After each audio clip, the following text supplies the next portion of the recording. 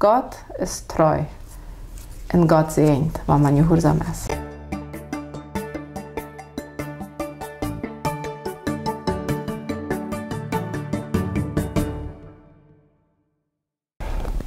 Lebensgeschichte. Brück je nicht einmal bloß mit älteren Lied zu tun haben. Von daher hat je eine Predigerfrau, der ist noch nicht so sehr alt, und möchte jeden mit der über ihr Leben vertellen. Dankeschön, Wendy, dass du das mit mir hier magst. Kannst du die Karte einmal vorstellen, von wo du bist und wer du bist? Ich bin Wendy Wiens. Ich bin von Friedensruhe Nummer 6 von Kolonie Fernheim hier im Chaco. Ich bin da abgewachsen. Und ich bin dann mit aus der Zentralschule te Engha. Ich dann mal 2 Jahre im IBA gegangen. Und danach habe ich dann als Krankenschwester gelernt in Asunción. Und das erste Jahr, als ich als Krankenschwester gelernt habe, habe ich dann auch noch im christlichen Dienst in Asunción gearbeitet, in der Kinderherberge. Und da habe ich dann auch meinen Mann Chane gelernt, der ist von Argentinien. Der schafft auch in der Herberge? Der schafft auch, der ist auch Krankenpfleger. Auch Krankenpfleger. Ja, und heute wir auch gekommen, um einen Einsatz zu machen. Da haben wir uns mal Chane gelernt und habe auch damals darüber geredet, dass uns beide Mission interessiert und dass wir beide Gott dienen wollen, wie wir aber Freunde. Und heute ist dann Lothar gegangen nach Argentinien, ich ging dann nach Kanada für 1,5 Jahre. Geht noch einmal zurück, er hat hier aber nicht als Krankenpfleger gelehrt? Nein, in Argentinien. In Argentinien? In Argentinien. Er war hier bloß zum christlichen Dienst? Zum christlichen Dienst, ja. Ah, okay. Und als du dann deine Schwesterschule einhast, das wäre 4 Jahre? Ja, 4 Jahre. Dann trage ich nach Kanada für 1,5 Jahre. Aber wo kommt das? Na, nicht kurz als Schwester hier arbeiten, dann man will ja doch einmal jede Schwester hier alle holen. Ja, das ist so. Meine Oma, die ist von Loma Plata, von Männern. Und die hat kanadische Papiere und wir hatten die geerbt. Aber um die zu behalten, musste ich damals 26 Jahre, 1,5 Jahre da an sie gelebt haben, um die Papiere zu holen. Das ging endlich durch, ja, um die Papiere, die kanadischen Papiere zu holen. Ja, das will ich erst endlich sagen, auch noch. Sie haben ein Fernheimschen Paar und Männer schon mal, ja? Ja. Da ist die Papiere. Klar, da ist. Okay. Und dann komme ich aber weiter zurück und dann habe ich 3 Jahre als Krankenschwester hier in Philadelphia gearbeitet.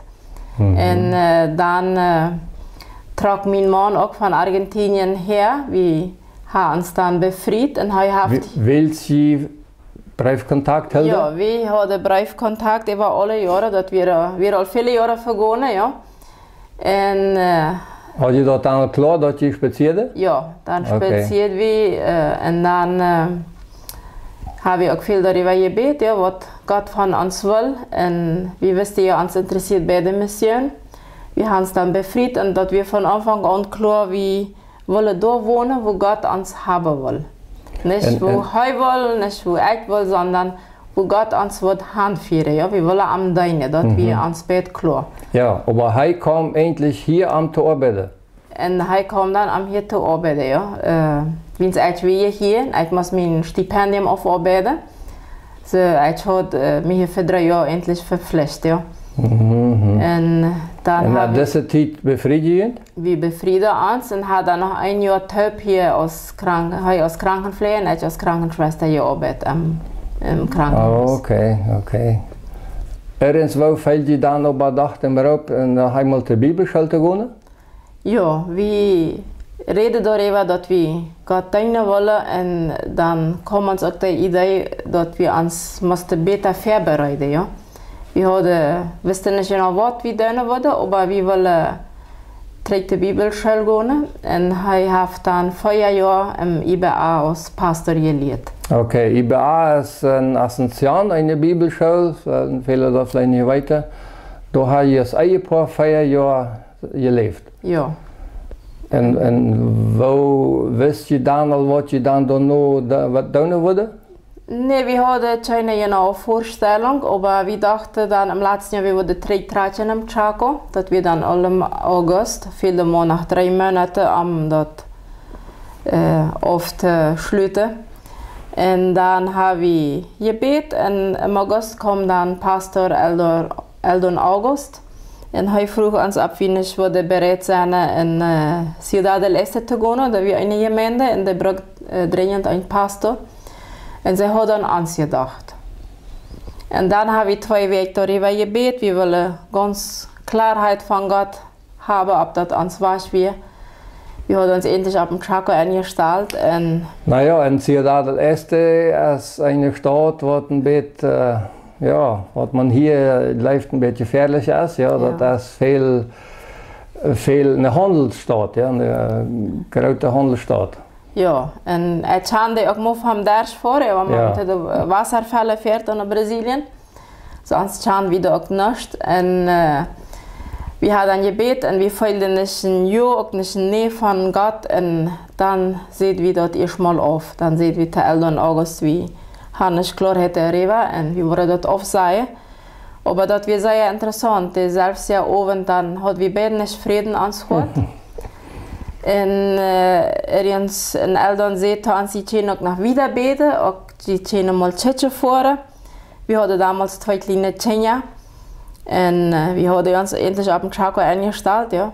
Und dann fuhren wir da mal Tschetschen. Ich kann mich dort bloß einfach nicht verstellen, die Hand zu tragen. Aber wir fühlen uns heute, dass Gott uns dazu beruft. Und dat ons was wir. Und dann haben wir uns entschlossen, dass wir dort tun wollen, um Gott gehorsam zu sein. Also die Gemeinde Wedal, der hatte bloß keinen Pastor oder vielleicht musste gewechselt?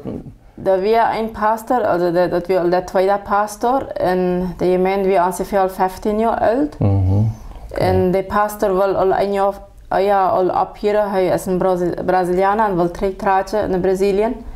Und man fängt noch nicht einen Pastor, ja. So, dann kommt ihr da in die Stadt an, Ciudad del Este, nicht weiter da. Wo wohnt ihr dann? Die haben ein neues Haus gebaut ab dem Gemeindehof. Wir waren die ersten Pastoren, die ab dem Hof wohnten.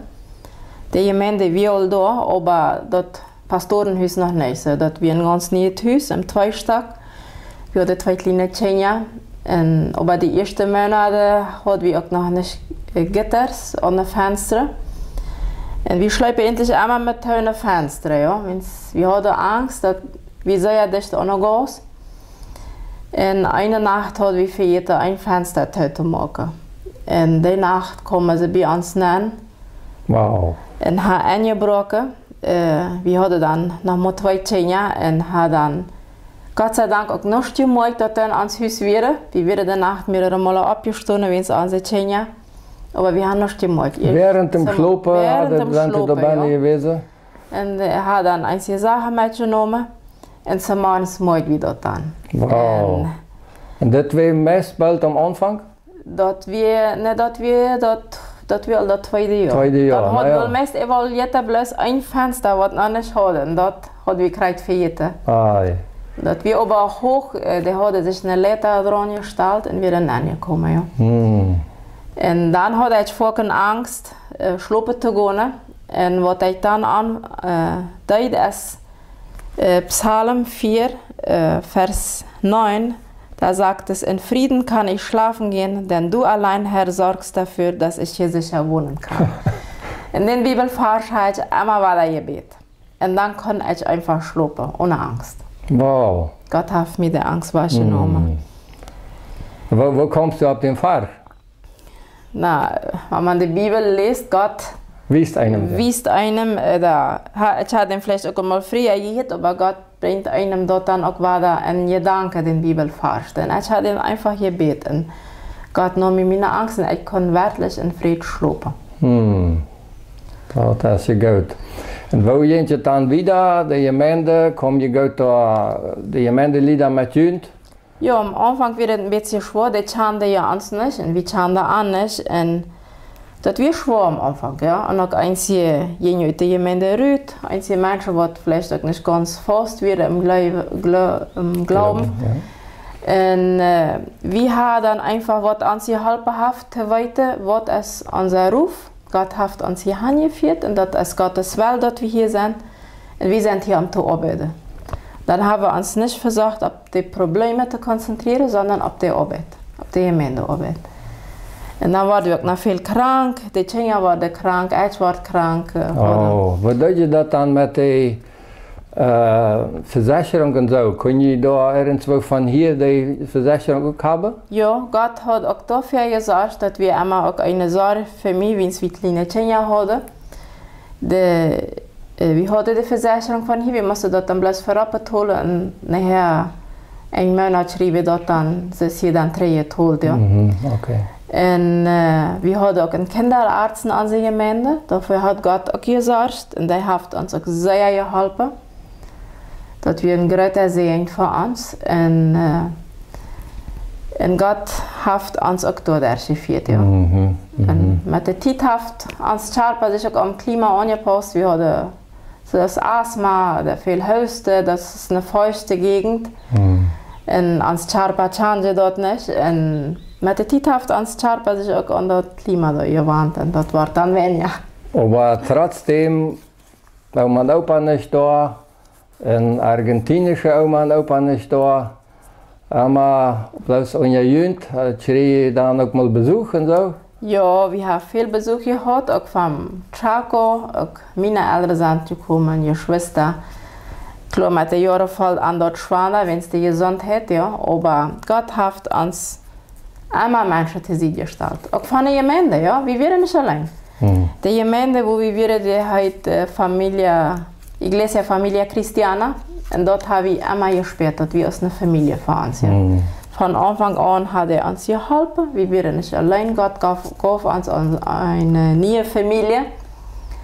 Und auch die Kinder, wir hatten da eine christliche Schule besiegt, wo unsere Kinder hingehen konnten. Aber wir wären natürlich immer angeschlossen, dass man hier ist am Chaco. Ja. Und den Kinder fällt dann vorhin auch schwer, die wollen dann hier noch am Chaco. Wir sind einmal zu Besuch gekommen. Der hat das sehr genäht und das fällt dann vorhin schwer und mir auch, war nicht an einem Tag. Ja. Dass ich hier viel mehr Freiheit habe, abzuwaschen, der immer ein Opa das spielt, und die Cousins, die Cousine das spielt. Und wenn man dort leben hier chant, ja, die Freiheit, die man hier hat, und dann möchte ich doch, wir eingeschlossen an die Kinder sind. Ja, wir hatten nicht mal Sand, wo die spielen können, da wir keinen Baum, wo die mal klettern können. Und dann gab Gott mir auch einen Bibelvers. In Psalm 37,5 sagt es: Lass den Herrn deine Wege bestimmen, vertraue auf ihn und er wird es tun. Und dann wird mir auf einmal ganz klar, wenn uns was hier ist, wenn Gott uns hier berufen hat, dann hat er auch unsere Kinder hier berufen. Und dann ist das nicht auch ganz korrekt der Rechte steht von unseren Kinder. Dann hat Gott auch was mit denen hier für. Und dort ist dann einfach der Rechte steht. Und dort hat dann Friede geschrien darüber. Und dann hat auch einmal zu unseren Kinder gesagt, wenn sie mit einem Pracher, wenn sie einem Chaco tratschen, hat er gesagt, ganz bei der letzten Minute, wo Gott uns hier haben will, sehr wie hier am Gottes Auftrag zu erfüllen. Ja, dat is der Bibelvers. Laat dem Herrn dienen wij bestemmen. Of een te vielleicht schwer te doen.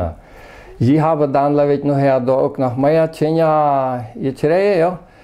Und hadden dann aber an der Covid-Zeit ein ganz besonderes Erlebnis. Sie waren gekriegt in Argentinien, so heißt es hier. Und wir haben was getreten und dann wäre die ganze Tau. Kannst du Karten davon vertellen? Ja, wir hatten ja Julio seine Mutter ist in Argentinien, sie war auch ziemlich alle. Wir haben dann einmal versucht, sie auch zu besiegen. Und dann fuhren wir nach Argentinien, und wir Krieg dort angekommen, dann fängt das mit dem Covid an. Man hat ja auch nicht gewusst, wie das alles sein wird. Wir haben uns Auto in Puerto Iguazú gelassen, wir mit dem Flugzeug mit Buenos Aires geflogen, wir hatten dann all 4 Kinder. Und dann ging alles toll und den Flug mussten wir dann auch frisch schreiben. Und dann kamen wir kaufte den frisch und komme terug en krijgt denzelfde dag ging de grens toe. We waren zo dicht bij Ciudad del Este dat we een halve stunde af, ja. Moesten blijsters vast de Iguazu naar voren en dan we ook thuis, ja. En we hadden dat je zegt vandaag waar we nog naar huis komen en dan we alles toe. Dan scheiden we ons naar Posadas en zeiden ons daar wat we nog over de grens komen. En dan voeren we met de autobed door en dan we ook alles toe. En moesten dan een nacht aan de grens slopen met de Tjenya, wie door we niet uit de auto uit. We durven niet mal badezimmer benutzen nicht. Oh. En de Tjenya, we ook niet zum Zuipen, eten zuipen, als we alles doen. We hadden ook sehr gebeten, onze familie ook. En am nächsten Tag kwam dan de Paraguayische Konsul. En da we ook China wohl einem abnehmen, nicht mal Christen. Der hatte alle Angst vor der Polizei. En dan haben wir dann wieder eine Früh. Die sagt, wir nehmen ihn ab, wir haben hier ein leeres Apartment und wir holen ihn da. Und dann wir, ich glaube, 2 Tage da, die haben uns dann Matratzen gegeben zum Schlafen, die haben uns Eten gebracht, wir dürfen ja nicht mal irgendwo Eten zu beginnen. Und dann, das ist ein Wunder, wirklich sind wir da rübergekommen. Wir hatten vom IBA noch eine Freundin, sie ist Rechtsanwältin, sie sieht uns Schrift, ein Zeugnis, eine Situation und wir schreiben das dann ab. Und der hat das dann zum Minister gebracht und am nächsten Tag holte der uns raus. Und dann kommen wir in eine Inkarnation und wir dann 2 Wochen da im Quartel, in Quarantäne. Und Gott hat für uns gesorgt. Der hat uns weiter gebracht in Ciudad del Este. Da am Quartel mit den Soldaten oder mit den Militär? Wir waren aber eins der ersten, die da ankommen, und die haben so sehr gut bedient. Das waren auch Christen. Oh. Die Generals, die uns da abgenommen und die haben sogar noch einen Psalm gelesen, als wir dann waschen. Wir konnten top als Familie bleiben und die haben uns Eten gebracht und Gott hat wirklich für uns gesorgt. Der Sohn Schwaret hat ja noch Christen da getroffen. Erstens mal hat Gott die Gebete erhört, gehört und dann sind wir doch zurückgekommen. Wo lange hast du da gearbeitet in Ciudad del Este? In 9 Jahren sind wir da gewesen in total. Das wäre einmal 3 Jahre wie ans Termin. Wir haben dann einmal gebeten und Gott gefragt, weißt du, dass wir noch länger bleiben. Und ich sagte meinem Mann, die hier so lange und die sieht auch, bet du dem Fels von Gott nicht schlitt unsere Zeit hier auf, ja. Und in den letzten Jahren hat er dann dort gefeilt, ja. Und das war auch eine große Herausforderung, nach der Pandemie, die Gemeinde da wieder zu führen. Das war da alles abzubauen, das war sehr schwer für ihn.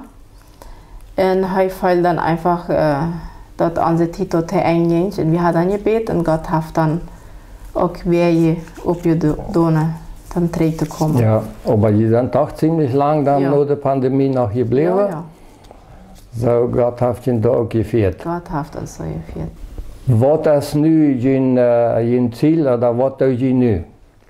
Wir sind nun zurückgekommen und sind nun Pastoren hier im Culto in Espanol von der Gemeinde, von der Ost-MBG. Die hat eine Gruppe Menschen, die in spanischer Sprache Gottesdienst haben. Und da ist mein Mann nun Pastor. Und die Tjenya am Sohn spielen? Die Tjenya am Sohn spielen und die sind nun in eine deutsche Schule. Ich habe alle Jahre immer versucht, auch ein bisschen Deutsch zu lernen. Das ist sehr schwer. Irgendwann geht es ab. Und hat das auch einfach Gott übergeben. Ich habe mich vielleicht noch sehr sorry gemacht, wie wir dort waren. Wir wurden hineingekommen in eine deutsche Schule. Und als wir dann hier waren, ich habe einfach gesagt, Gott, dass er uns soll helfen, die Sprache zu lernen. Und das ist sehr interessant. Die sind gut reingekommen. Ganz am Anfang musste ich in die ersten Monate ein bisschen helfen mit der Abgabe, aber nicht brauche ich meistens noch mehr helfen. Dann ist es sehr gut.